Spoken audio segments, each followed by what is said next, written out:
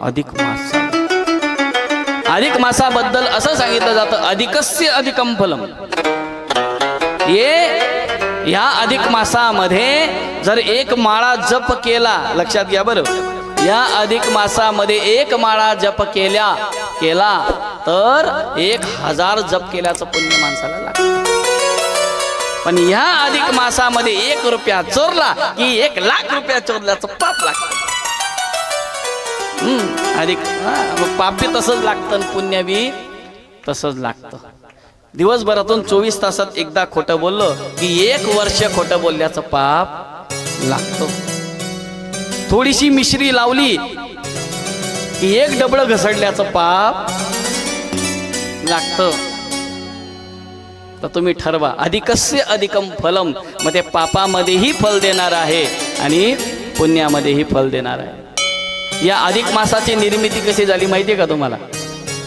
भागवतामध्ये त्याचा उल्लेख येतो की हिरण्यकश्यपू याला 4 पुत्र होते, लाद, अनलाद, सल्लाद आणि प्रल्हाद। प्रल्हाद हे भगवान नारायणांचे परम भक्त होते आणि इकडं त्या हिरण्यकश्यपूने वरदान मिळवला होता, अनेक मिळवले, त्याच्यातून एक की 12 महिन्यामध्ये 1ही महिन्यामध्ये माझं मरण होता कामा नये। आणि त्याचं पाप एवढं संग्रहित झालं की त्याला मारण्यासाठी भगवान परमात्माने जे तिथी घट वगैरे असतं ना, त्या तिथी कमी जास्त सगळ्या एकत्र केल्या आणि त्याचा 30 दिवसाचा 1 महिना तयार केला आणि त्याला अधिक मास हे नाव देण्यात आलं। आणि त्या मासामध्ये त्या हिरण्यकश्यपूला मारण्यात आलं, त्या राक्षसाला मारलं, म्हणून तो मास मलमास झाला। कोणता मास झाला? मलमास। आणि म्हणून प्रत्येक तिथीने त्या मलमासाचा त्याग केला की आम्हाला या महिन्याचा स्वीकार करायचा नाही। आणि मग तो मलमास भगवान नारायणाजवळ गेला आणि भगवान नारायणाला विनंती केली की माझं काय चुकलं? माझ्या मासामध्ये तुम्ही त्या हिरण्यकश्यपूला मारलं, त्यात माझा काय दोष? माझा कोणीही स्वीकार करत नाही। हा जर माझा कोणी स्वीकार करत नाही तर माझं जन्माला येऊन किंवा माझं उत्पत्ती होऊन काय फायदा?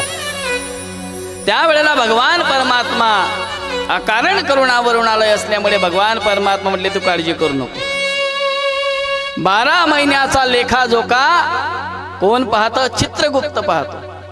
पण या अधिक मासाचा लेखाजोखा स्वयं भगवान परमात्मा पाहतात। जसं पोलिसांचं किंवा सरकारी कर्मचाऱ्यांचं मार्च एंडिंग असतं ना, सगळं पाहिलं जातं, तसं ह्या महिन्यामध्ये स्वतः भगवान परमात्मा सगळं अकाउंट चेक करतात आणि सगळं पाहतात, कोणी किती पुण्य केलंय, कोणी किती पाप केलंय।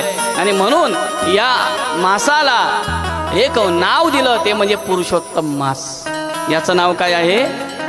मलमासचं काय झालं? अधिक मासाचं मलमास, मलमासाचं पुरुषोत्तम मास झालं। या पुरुषोत्तम मासामध्ये लग्न आदी सगळ्या गोष्टी करता येत, म्हणून ज्यांना धुमाळा करायचा ते करून मोकळे झाले, काही टेन्शन नाही। आता या महिन्यात नाही करता येत आणि म्हणून या महिन्यामध्ये जास्तीत जास्त काय करायचं तर भगवान परमात्माशी निगडीत सगळ्या वस्तू करायच्या। ब्रह्ममुहूर्तामध्ये उठायचं आणि उठल्यानंतर पहिले तपकिरणी लावत बसायचं। बरं, उठल्यानंतर स्नान आदी सगळ्या क्रिया करायच्या। स्नान झालं, भगवंताचं पूजन झालं, तर रोज जप करण्याचा, जास्त जप करण्याचा या दिवसामध्ये प्रयत्न करायचा। गंगा स्नान अत्यंत महत्त्वाचं आहे आणि आपण तर सगळे इतके पुण्यवान आहात की तापी मैयाच्या किनारी आहात। 1 महिना तर मी म्हणतो सोडूच नका, 1 महिना नित्य स्नान करा। आम्हीही उद्यापासून स्नानाला जाणं, आज आमचं चुकलं, थोडंसं राहिलं, पण उद्यापासून आम्ही एवढे पापी, आमच्याजवळ नाही तापी, आम्ही लांब राहतो। पण आता मिळालाय चान्स तर काही हरकत नाही, पण तुम्ही एवढे जवळ राहतात तर गंगा स्नान, कोणत्याही नदीचं स्नान करा, ते गंगेच्या समान आहे। जास्तीत जास्त दीपदान करण्याचा प्रयत्न करा, मंदिरामध्ये दिवे लावा किंवा वृक्षांखाली दिवे लावा। आणि सगळ्यात महत्त्वाचं, ह्या दिवसामध्ये झाडे लावायला विसरू नका। एक माता भगिनींनी संकल्प करा किंवा पुरुषांनीही संकल्प करा, सगळ्या आमच्या माता भगिनीच करतील का? आपलंही काही कर्तव्य आहे की जास्तीत जास्त झाडं लावण्याचा काय करा, प्रयत्न करा। आपला एरिया तर बागायतच आहे, केळीचे खूप लावतात, दुसरेही झाडं लावले पाहिजे. झाडे लावा, झाडे जगवा. निसर्ग जगला तरच आपण जगणार आहोत. आणि निसर्ग जर जिवंत राहिला नाही तर आपणही जिवंत राहणार नाही. लक्षात घ्या, ह्या वर्षी जर असं ऊन आहे तर काही वर्षांमध्ये आकाशातून जर अग्निवर्षा झाली तरी काही एवढं आश्चर्य वाटायचं काही कारण नाही. म्हणून अजूनही आपल्याकडं वेळ आहे. पाणी जपून वापरलं पाहिजे आणि झाडे निश्चित जगवले पाहिजे. चला असतो. तर मी काय सांगत होतो, तर ज्याचं पुण्य असेल त्याला भगवान परमात्माची कथा ऐकावीशी वाटते. पापापासून तो मुक्त होतो. राजसूय यज्ञ केल्याचं पुण्य माणसाला जीवनामध्ये काय होतं, प्राप्त होतं. ये शृण्वन्ति मुने शैवम पुराण शास्त्र मुहुत्तमम ते मनुष्यान मंतव्या रुद्रेवान संशय. शिवपुराण सांगते की भगवान परमात्माची नित्य कथा ऐकणारा आणि सांगणारा हा साक्षात भगवान शंकर होऊन जातो, यात काही संशय नाही.